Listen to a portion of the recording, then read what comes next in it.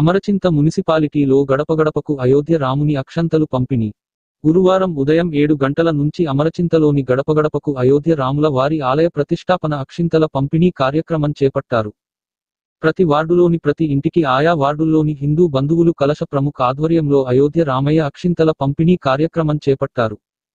విశ్వ హిందూ పరిషత్ నాయకులు మేర్వరాజు మాట్లాడుతూ అయోధ్య రాముని అక్షంతలు ప్రతి ఇంటికి వెళ్లి ఇవ్వడం, ఇంటి మహిళలు మంగళహారతులతో మాకు స్వాగతం పలుకుతున్నారని అన్నారు. అయోధ్యలో శ్రీరాముని ప్రాణప్రతిష్ఠ రోజు ఈ అక్షంతలు ప్రతి ఒక్కరూ తలపై వేసుకొని ఆ యొక్క సీతారాముల దీవెనలు పొందాలని భక్తులకు సూచించారు. ఈ కార్యక్రమంలో విశ్వ హిందూ పరిషత్ నాయకులు మేర్వరాజు, కొట్టం వెంకటరెడ్డి, తోకలి శీను, చిన్న వెంకటన్న, పాండు, శ్రీకాంత్, ఆంజనేయులు, చంద్రశేఖర్ మరియు శ్రీరాముని భక్తులు పాల్గొన్నారు.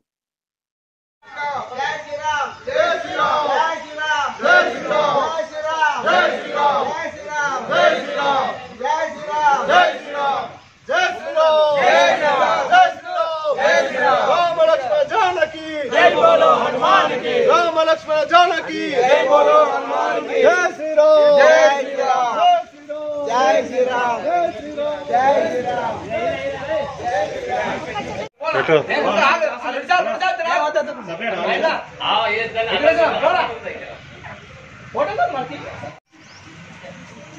ఈరోజు దేశవ్యాప్తంగా అయోధ్య నుండి శ్రీరాముని ఆహ్వాన అక్షంతలు అమరచింత పట్టణానికి చేరుకున్నాయి. మేమంతా కూడా ఈరోజు పెద్ద ఎత్తున గ్రామంలోని ఇంటింటికి మేమంతా కూడా మా అక్షంతలు వితరణ చేస్తున్నాం.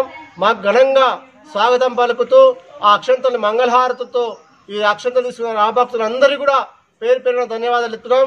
500 సంవత్సరాల క్రితం ఆ అయోధ్య రాముని యొక్క గుడిని ఆ రోజు దండయాత్ర ద్వారా శిథిలావస్థ చేర్చిండ్రు.